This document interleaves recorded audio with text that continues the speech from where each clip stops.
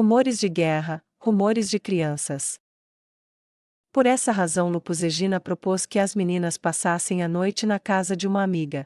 Ela não foi muito diplomática sobre isso. Se você vai fazer barulho o suficiente para acordar os mortos novamente, elas provavelmente deveriam lhe dar algum espaço. Nemu e Kuderica ficaram vermelhas como beterraba. Nenhuma delas tinha noção dos fatos da vida, mas imaginar ele fazendo isso era um pouco demais. Lupus Egina, claro, tinha um grande sorriso no rosto, tendo aproveitado o momento constrangedor, e os rostos vermelhos que começaram com a jovem dupla, e terminaram com Eire, Infireia. Ele cobriu o rosto com as duas mãos de vergonha enquanto o queixo do marido caía. E um sorriso cativante foi tudo o que veio de Lupus Egina Beta. Ah, sim, boa ideia. Ele disse apressadamente, tentando passar rapidamente daquele momento em que a empregada ruiva estava se deleitando. Lupus Egina, você poderia fazer a gentileza de perguntar. Inferno. Ele fez uma pausa, e se virou para as duas garotas. Onde vocês duas gostariam de ficar esta noite? Ele perguntou desconfortavelmente. As duas se entreolharam como se estivessem lendo a mente uma da outra, depois voltaram a olhar para Nefiria. Casa de Goan. Goan, aquele garoto novo. Ele não é bastante jovem. Você realmente tem coisas em comum com ele? Nefireia perguntou. Kuderica pensou nisso por um momento. Na verdade, agora que você mencionou isso, você está certo. Ele não pode ser tão velho quanto pensávamos, pode? Ela disse para Nemu. Isso fez Nemu pensar. Bom ponto. Pensei que ele tinha cerca de 7 anos quando o vi pela primeira vez.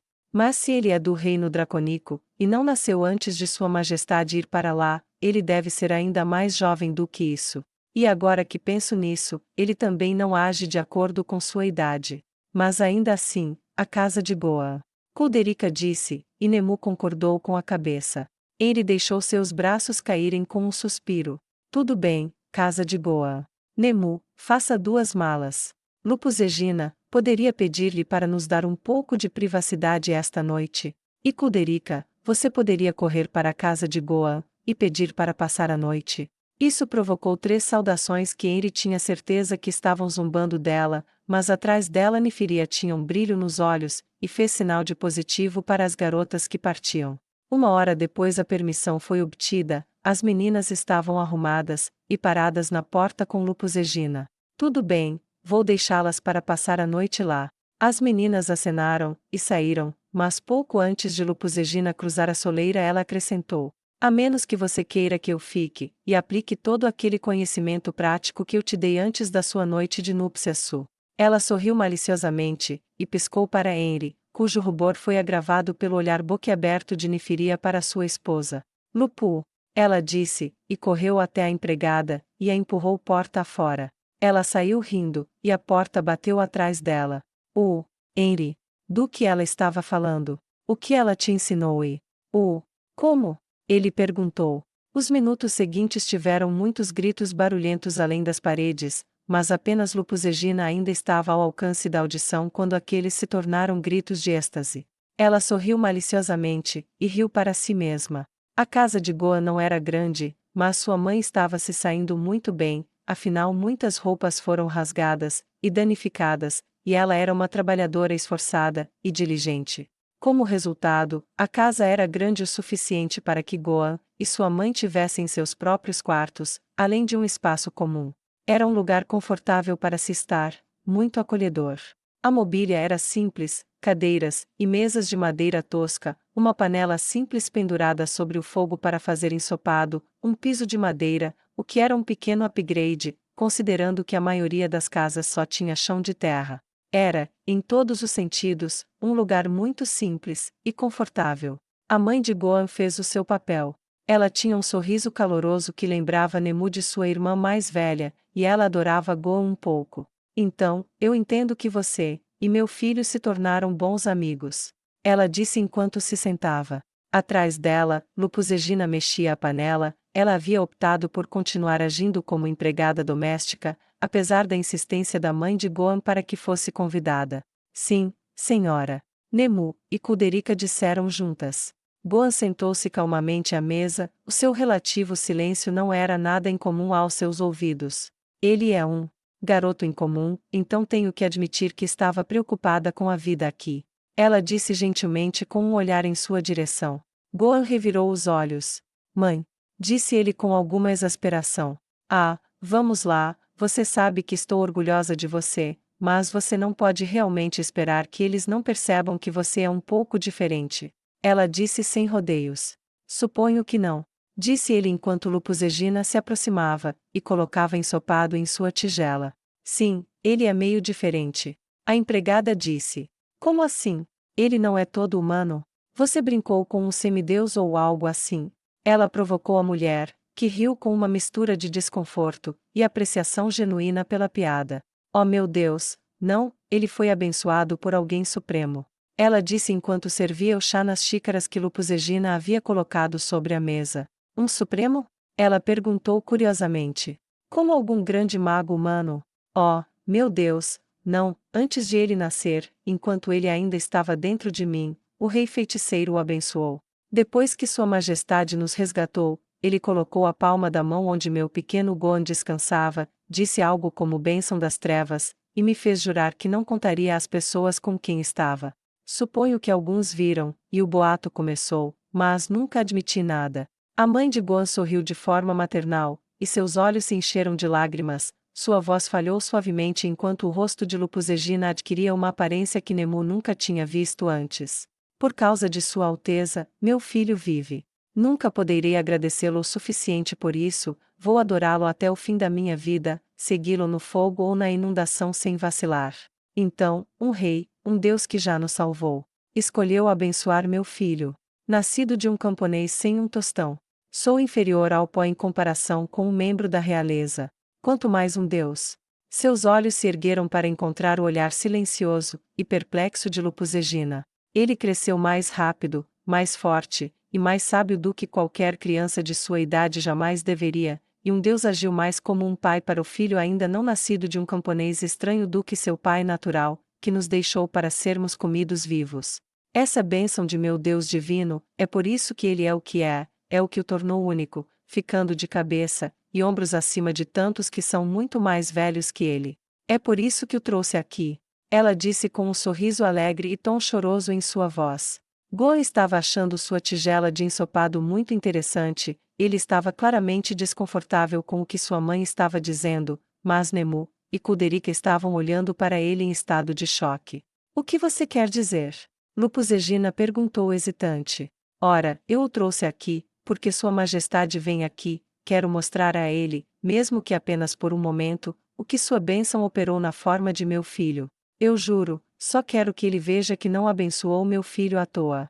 Nemu já conhecia Lupus Egina há grande parte de sua vida, e durante todo esse tempo, nunca tinha visto a empregada parecer chocada, abalada, admirada ou impressionada de qualquer forma significativa. No entanto, agora ela estava em silêncio, e sua expressão era de indescritível admiração. Com licença, eu tenho que falar com algumas pessoas, Su. Lupus Egina disse, e depois de trocar mensagens em silêncio, um portal se abriu, e ela entrou correndo. A mãe de Gohan piscou, ela nunca tinha visto algo assim, mas antes que pudesse dizer qualquer coisa, Nemu falou. Não pense nisso, é como os servos de Sua Majestade se movem tão rápido para qualquer lugar. Ela disse com um aceno de mão. Mãe, eu realmente gostaria que você não contasse essa história. Gohan disse com um suspiro. Só porque estamos fora do reino dracônico, e tudo mais, e eu estou, bem, aqui, e agora, isso não significa que as pessoas queiram ouvir sobre esse tipo de coisa. Ele revirou os olhos, e olhou para Nemu e Kuderica. Certo? Suas expressões diziam que ele estava profundamente errado. Nazarick. A primeira coisa que Lupus Egina fez foi chamar Demiurgo para encontrá-la em seus aposentos privados para tratar de um assunto urgente. Quando ela chegou lá, depois de passar correndo por vários de seus colegas, ela imediatamente abriu, entrou, e bateu a porta atrás de si. Demiurgo estava sentado em sua mesa examinando alguns papéis quando recebeu a mensagem, e informou que permaneceria lá esperando por ela. Quando a porta bateu, Demiurgo olhou para Lupus Egina, e disse: Você chegou em um momento excelente, eu só estava. Suas palavras ficaram mais lentas quando ele viu o quão forte a empregada combatente estava respirando, e a expressão em seu rosto. Demiurgo, Você sabia sobre o filho de Lord Ains? Demiurgo era perspicaz por natureza, mas as palavras que ela disse eram tão absurdas, tão inesperadas, tão estranhas que ele não tinha certeza se a entendia. Repita isso, disse ele. Ela repetiu. E ele a fez dizer isso mais 2 vezes enquanto se levantava e se inclinava sobre a mesa, os punhos na superfície. Ele a olhava nos olhos. Você precisa explicar isso, e precisa ser bastante clara, e não me deixar margem para dúvidas sobre o que você quer dizer. Ele disse enquanto emoções de alegria, suspeita e dúvida guerreavam dentro dele. Lupus Egina contou a história tal como a ouviu, e Demiurgo suspirou, e sentou-se novamente, esfregou a testa com 2 dedos, e balançou a cabeça. Cada vez que penso que o alcancei, ele aumenta seu jogo novamente. Um plano tão magistral, e ele fez isso anos atrás, você diz. Ela assentiu em confusão e incerteza. Anos atrás. Agora aqui à beira da guerra, vejo outro fragmento de seu plano magistral. Algum dia conseguirei alcançá-lo? Ele se perguntou com alguma frustração. Lupus Egina esperou calmamente. Todos sabiam que quando Demiurgo começasse um devaneio, era melhor deixar passar rapidamente. Primeiro, ele disse ao sair de seu torpor momentâneo. Eu não me referiria a ele como filho de Lord Ains, isso não é exato, e pode perturbar um certo par de guardiãs. A empregada assentiu. Em segundo lugar, embora eu possa não entender este pequeno fragmento de seus planos, sei que devemos garantir que todas as oportunidades sejam oferecidas a este menino para crescer forte e habilidoso, a fim de que ele possa cumprir a vontade de nosso Senhor. Ele deve ser protegido do mal, mas desafiado para que ele cresça. Ensine-lhe tudo, e conte-me sempre que precisar de algo. Demiurgo disse com firmeza. Ah, claro, mas, e quanto ao resto de Nazarick, eu tropecei em algum plano secreto de Nosso Senhor? Lupus Egina perguntou com cautela. Demiurgo balançou a cabeça. Nazarick pode saber, mas informe-os de uma forma discreta, e não se refira a ele de forma tão estranha. Lady Albedo e Lady Chautiar podem. Ele tentou imaginar a reação delas. Sim, claro. Mas Demiurgo, o que exatamente é bênção das trevas? Ela perguntou curiosamente. O que vai acontecer com o menino? Demiurgo sorriu. Bem, você já está vendo que ele recebeu vários bufos, mas ele ainda é jovem. Quando se tornar um homem, bem, isso pode se manifestar de várias maneiras, exatamente o que vai acontecer é imprevisível. Demiurgo disse pensativo, mas acariciou o queixo enquanto analisava as possibilidades. Saberemos mais quando ele crescer, apenas. Fique de olho no desenvolvimento dele. Eu vou sul. Ela disse com seu sorriso restaurado. Lord Ains é tão incrível. Ela exclamou, e pulou de alegria. Quando a notícia se espalhou por Nazarick de que o rei feiticeiro havia escolhido usar seu poder para abençoar uma criança humana com seus dons sombrios, os rumores correram soltos, e o assunto já favorito entre os habitantes da tumba, o próprio Senhor, ganhou energia renovada. Tamanho foi o furor das fofocas sobre a revelação de Lupus Egina que a maior parte de Nazarick entrou no bar para teorizar sobre seus planos para o menino abençoado. Cocytus propôs que o menino seria preparado para governar os humanos como uma espécie de senhor marcial humano. Albedo propôs que ele seria um peão para manipular os corações dos humanos, uma espécie de momum para outra nação, para se preparar para a vinda do rei feiticeiro. Chautiar propôs que ele estaria sendo preparado como um predador do qual o povo precisaria ser salvo. Cada uma das Pleiades tinha suas próprias teorias, desde a proposta de Lupus Egina de que ele era uma espécie de experimento, até a proposta de Yuri Alpha de que ele deveria servir de modelo para a emulação humana do divino. CZ, quando soube disso, propôs que ele fosse designado como líder da crescente organização religiosa de Neia Baraja. Aura e Mare concordaram que realmente não importava qual era o objetivo, e não se preocuparam em especular porque, de qualquer maneira, nunca adivinhariam seus planos por completo. O ator de Pandora propôs que havia vários usos possíveis para o menino, e restringi-los neste estágio inicial era impossível. Com esse sentimento, Demiurgo concordou. Tenho certeza de que Nosso Senhor tem 1 dúzia ou até 2 dúzias de planos para o menino, dependendo de como vão seus talentos. Eu mesmo posso ver 6 usos possíveis para ele, mas infelizmente nunca consigo ver a plenitude dos planos do Supremo. Ele encolheu os ombros casualmente. Tudo o que podemos fazer então é garantir que o menino tenha uma infinidade de usos possíveis, disponibilizando tudo para ele à medida que ele cresce, embora de preferência sem seu conhecimento de nosso favor. Quanto menos ele souber, mais facilmente ele pode ser usado, e quanto mais naturalmente seu talento se desenvolver, mais facilmente poderemos adivinhar o caminho pretendido por nosso Senhor. Agora, Lupus Egina, por que você não volta e fica de olho nas coisas? Ela sorriu docemente, e Chautiar abriu um portal para ela. Claro, Su. Ela acenou em despedida. Tudo vai dançar na palma da mão do Supremo, agora, e para sempre, Su. Ela disse, e voltou pelo portal. As semanas seguintes foram agitadas, a aldeia que se tornará uma cidade fervilhava loucamente, e Henry, apesar do desejo de estar com a família, foi atraída para esses acontecimentos no seu papel de comandante do exército de carne.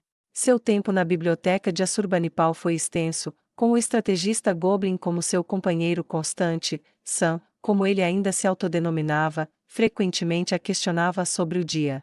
Ela se tornou hábil em cálculos matemáticos à medida que eles eram martelados em seu cérebro dolorido pela repetição incansável, e seu trabalho constante inspirava o mesmo naqueles que haviam. Se ela trabalha tanto, como posso fazer menos? Era um refrão constante entre aqueles que viviam ao seu redor. Os humanos acharam fácil admirá-la, mas os demi-humanos, e os homens-fera que se estabeleceram na área acharam difícil conciliar sua crença na inferioridade humana, fortemente transmitida ao longo da vida, com o turbilhão que era sua ética de trabalho implacável, juntamente com seu pensamento flexível. Ela se tornou uma visitante regular dos campos de treinamento, e frequentemente trazia Nemu e Kuderika a reboque no início, mas a esse número um terceiro logo foi adicionado. Go era regularmente trazido por Lupus Egina, e exposto a grande parte do mesmo treinamento, para a alegria da dupla de meninas. Sua expressão severa e séria, tão deslocada para um garoto de sua idade, rapidamente chamou a atenção de um instrutor da Justiça Negra, e depois de algumas palavras sussurradas para ele secretamente por Lupus Egina, o instrutor começou a lhe dar aulas também. Ele provou ser um lutador nato, e rapidamente se tornou quase um mascote da unidade de treinamento devido à sua natureza implacável. Raro era o dia em que dois do trio não estavam nos campos de treinamento, e o mesmo poderia ser dito da obsessão do terceiro parceiro em aprender magia. Em cada uma delas, Lupus Egina encontrou formas de contribuir que eram totalmente novas em comparação com a sua antiga abordagem. Sem intervenção.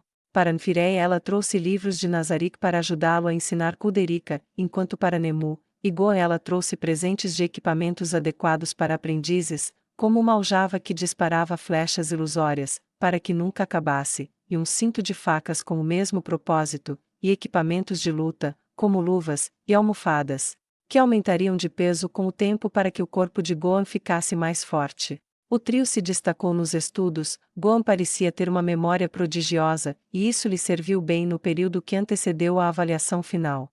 Henry e Nfireia passavam o máximo de tempo que podiam com Nemu e Kuderika durante o dia, mas no crepúsculo, seus únicos pensamentos eram um para o outro. Nfireia rolou e pegou a gaveta da cômoda ao lado da cama. Só um momento, amor, vou precisar de outra poção de resistência. Henry sentou-se na cama, as cobertas caindo, e expondo seu corpo bonito, resistente e jovem.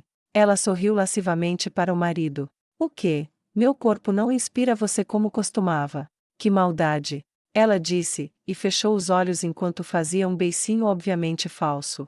Como ninguém nunca fez ou fará. Ele disse, e enxugou o suor da testa. Mas já foram 4 vezes, e mesmo o mais forte dos homens não pode fazer muito. Ela riu um pouco enquanto ele vasculhava a mesa, e tirava do caminho os frascos vazios de poções de resistência usadas para procurar outra. Henry, não quero estragar o clima nem nada, mas... Ele começou, o rosto dela assumiu uma expressão azeda. Sério? Diga-me, isso de novo não. Ela disse. Bem, é que eu realmente gostaria. Ele começou a dizer, e ela suspirou. Estou indo para a guerra, você sabe. Ela disse enquanto puxava as pernas até o peito, e passava os braços em volta delas. Não sei quanto tempo ficarei fora, talvez alguns meses, talvez um ano, talvez mais. Sim, é por isso. Ele começou, apenas para ela o interromper novamente. Mais uma razão para termos cuidado. Por mais divertido que isso seja, você acha que vou balançar uma espada com um pãozinho no forno? Ela perguntou infeliz. É por isso que fiz isso. Ele disse ao encontrar o que procurava, e ergueu a mão. Havia uma poção verde em um frasco entre 2 dedos, e uma branca entre os 2 dedos próximos a ela. O que é isso? Ela perguntou. Pela sua expressão, ele estava prestes a iniciar uma de suas longas e apaixonadas explicações sobre a teoria alquímica, e ela levantou a mão para detê-lo. Apenas o básico, por favor. Isso significa que podemos fazer absolutamente tudo. E você não precisa se preocupar em ir para a guerra enquanto estiver grávida. Ele sorriu de uma forma lasciva que, anos atrás, ela não sabia que ele poderia fazer. Bem, dê aqui. Você deveria ter me dado assim que foi feito. Ela disse, e estendeu a mão para pegá-la. Eu acabei de aperfeiçoá-la hoje.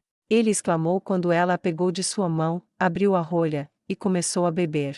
Bem, é melhor você ter poções extras de resistência naquela gaveta para compensar por não me contar sobre isso assim que chegou em casa. Ela brincou com ele enquanto devolvia o frasco. Você pulou em mim quando cheguei em casa. Ele a lembrou enquanto bebia a poção de resistência que ainda tinha em mãos. Enquanto ele as colocava de volta na gaveta, ela murmurou. Você sabe que um bom marido simplesmente deixaria sua esposa ficar com essa. Desculpe, vou compensar você. Ele disse enquanto voltava para ela. E sim, eu tenho bastante. Quando suas pernas o envolveram, e suas unhas cravaram-se em suas costas, ela gemeu.